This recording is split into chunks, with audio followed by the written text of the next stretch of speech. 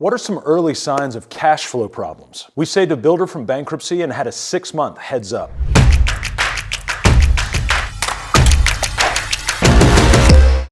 You got profit on paper, but you got an empty bank account?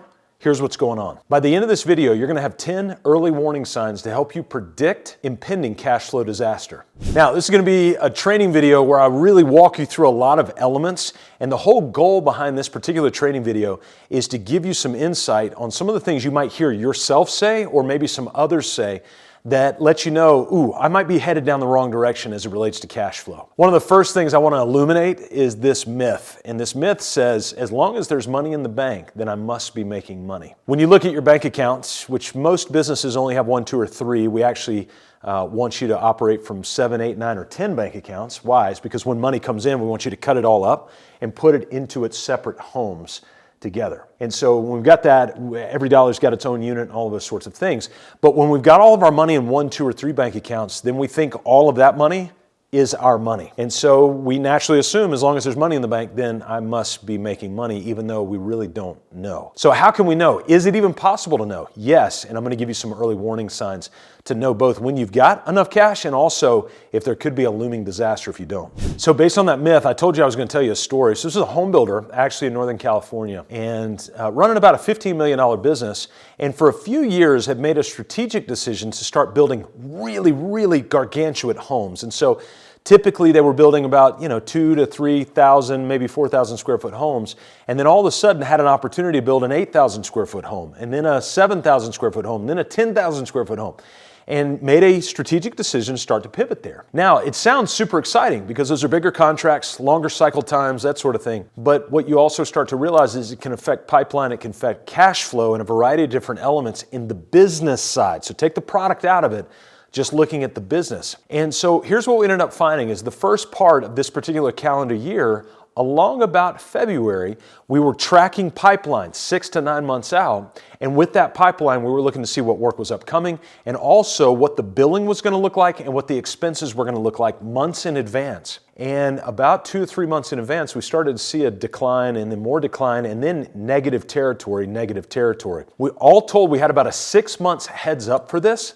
And instead of this business tanking in the wrong direction because it had no future business because it had been stuck serving these elephants for so long, what we were able to do is reverse the pipeline, start building the pipeline up, reserving cash where we needed to reserve cash so that we could build up and move it into business development and start to grow the business so that, yes, he went through some lean times, but he had cash to weather those lean times.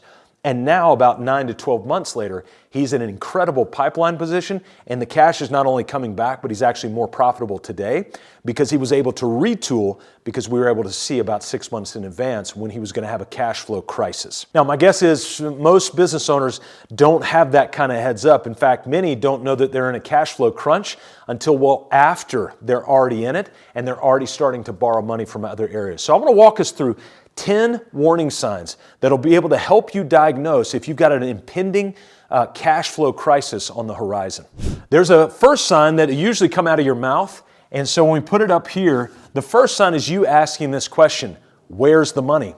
So you could have your CPA go, hey, congratulations, look at your P&L sheet. You look at it and you're like, yeah, there's numbers there, but I look at my bank account and realize there's really not much in there. Or this said I made $100,000 this year, but I've got $8,000 in my bank account. So that is an early warning sign for you to understand that there may be a crisis coming is when you ask this one question of where's the money? The second warning sign that can be incredibly helpful for you is if you start to use tomorrow's deposits to pay yesterday's bills. All right, did you catch that? So I'm going to take a deposit from a customer, I'm going to get a receivable for a customer, but I'm going to use it to go back and pay yesterday's bills. Rather than using those deposits, receivables, to front load payouts and payables to come in the future, you're actually having to use it to pay for things in the past. That is a warning sign that you're on the wrong direction of that cash flow issue. We actually had a client one time that came to us, and right when they came to us, we looked at their P&L, everything looked okay. Like, it could have been better, but it was okay. And they said, hey, by the way, where do we track our unfunded client deposits? We were like, what are unfunded client deposits? Never heard of that. And they said, well, when we take client deposits from people for projects that haven't started yet, but we use them for other things in the business, like all contractors do that. We're like, A, not all contractors do that. B, the IRS sees that as stealing. And C, it's not really good practice to run a profitable business. That's an early warning sign that you're having to leverage other people's money to pay things that you should have been able to use money in the past to be able to pay for. So use that second warning sign of using tomorrow's deposit to pay for yesterday's bills as an early warning sign. Let that be an alarm for you.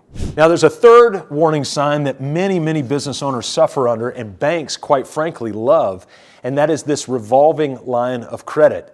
And the warning sign is this: your revolving line of credit keeps revolving. It just keeps going. In fact, many business owners don't know a day without a line of credit. There's an assumption out of the market that every business needs to have a line of credit. That's not necessarily true. Now, is it nice to have something set up on the side? Yes, but don't use it if you don't have to. In fact, we're fans of businesses, in a lot of cases, of using their own cash and building up a separate bank account to be able to do that. I've got another video that can help you with that, and it's a video called How to Solve Cash Flow Problems in a Business. There'll be a link in the description below. Make sure you go watch that, and it'll teach you how to subdivide those bank accounts so you can start to put those cash in different homes and use them for different things so you don't get in this cash flow problem. And in that, I talk about this PLOC, or personal line of credit. It's a separate bank account that's your own bank account that you fill up so that you can use it to front load projects moving forward. In some cases, you can pay yourself interest back. It's pretty interesting. But be aware of this third warning sign of your revolving line of credit just keeps revolving. There's a fourth warning sign that usually happens in the privacy of your own home or household conversations, and it goes something like this. Well, I want to be generous, but we can't afford to be generous. Profitable businesses are always generous businesses. So if you find yourself in a position where you can't be generous out of the profitability of your business, that's usually a good detection that you're going to have cash flow problems or you're already in cash flow problems. Now, we go and speak around the country, and there's a lot of questions that we ask different people when we go speak at these different trade shows and expos and educational programming. And it's just general questions around that. And that leads to our fifth warning sign that I want to put up here. And if you can't answer one of these general questions off the hook, hey, how much revenue did you do last year? Hey, what's a general cost of goods percentage? Hey, what's your general expense percentage? If you can't answer those questions in a ballpark fashion, you don't have to give it to us on the dot, on the number, to the penny, to the dollar, but kind of a general, yeah, I think we did around 12.2 million last year, or 12 million, or 13 million, or something like that, versus I don't really know. Like, I'm not sure. I got to go call my CPA and get that from them. That is an early detection system that you may be having cash flow problems. Why? Is because you don't have your eye on the ball. You've got your head in the sand. The sixth warning sign is one that many people are familiar with, and that's the year-end surprise phone call from your CPA going, hey, congratulations, here's what you did on paper. Now I just need you to send me a check for $38,472 to pay your tax bill at the end of the year. And you look at it and you're like, why didn't anybody tell me this up front? And so that's a great sign that you're probably going to be leaning into some cash flow problems, is if every time your CPA calls at the end of the year, it's a surprise when you get your tax bill. So there's a seventh warning sign to look and identify, see if we have cash problems and cash flow problems. And that is if our pricing is a result of guessing. We don't want to guess as it relates to pricing. We really want to think through, as we're pricing our service or we're pricing our product, how much does our service and product delivery actually cost as we think about the product itself if you're selling a physical product? If you think about the time involved if you're selling a service, if you think about all the ancillary issues, swag, overhead, internet, rent, personnel, cost of goods, any of that sort of thing, when you sell one item, you need to be able to break that item down into how much marketing costs per item, cost of goods costs per item, labor costs per item. And now with AI, it gives you some incredible ways to be able to do that. In many cases, you can upload your past financial statements in their cost code categories as long as they're being tracked. And you can say, hey, our product costs this, our service costs this per unit per month, per unit per customer, per whatever. Can you give me a price breakdown per unit on that? And that'll help illuminate how much your pricing should be rather than just guessing. So if you're guessing at your pricing, you're probably going to have cash flow problems. That leads into the eighth warning sign that we see, when we're dealing with this cash flow problems, what we're looking for. And not only is your pricing a guess, but your profitability is a guess as well. So you price your product, but then you go to deliver it, and you're not sure if you're profitable. I told a story a while back of a $9 million retail product, physical product company that was selling $9 million of apparel every year, and yet their net income was $90,000. Totally unaware of the profitability of their apparel that they were selling. Why? It's because they were sticking their head in the sand as it relates to the numbers. They were so focused on product, they forgot about profit. So the 8th warning sign is that your profitability by product is a guess, just like your pricing in that 7th warning sign is a guess as well. Now, we've got 2 more. Your 9th warning sign is that you don't have a budget.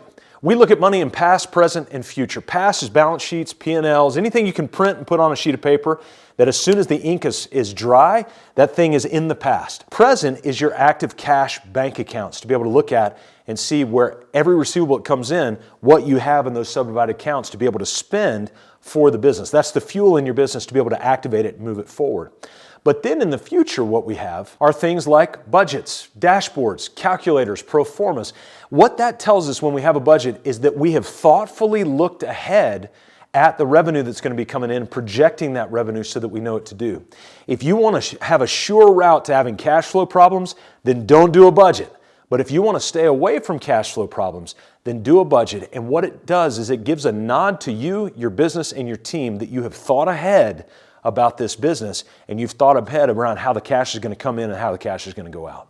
And that leads us to the 10th sign. This is the last sign. This is a big one. If you need a financial degree, an MBA, a CFP, a CPA, in order to explain your business finances, you're probably headed down the road of cash flow problems. Listen, business is really straightforward. Now, there'll be a lot of people who would hear what I just said and start to disagree with me and turn this video off. Here's why you shouldn't do that. Is because the more complex a thing is, the more we tend to hide things within complexity. So when you hear people being complex, instead of you going, wow, you're so smart, what we need to start thinking is, wow, is there something being hidden here in the complexity? But if we can break things down into simple, complex structures like total revenue minus total expenses equals profit. In its most basic form, that's how a business is working. But when you have somebody come in with a bunch of advanced degrees, that's great. I'm not knocking on them. I've got an advanced degree. But when I start to make things more complex for you, what it's going to do is it's usually looking to hide things in this other areas. And what we're looking to do is illuminate the warning signs, not to put them under the dirt, not to stick our head in the sands. We want to illuminate these things so that when we start to ask these questions, we can take different measures. And so I want you to take action now. Here's how you can do it. In the link in the description below, we've got a link called solvecashflow.com. It's a handbook our team has created for you. It's a free gift for you to be able to walk through. Thomas Edison said, vision without implementation is hallucination. So I'll say it this way. That handbook at solvecashflow.com without implementation is just hallucination. I want you to be aware of these warning signs and then use that handbook to go do something different so that you can be liberated from chaos to make time for what matters most.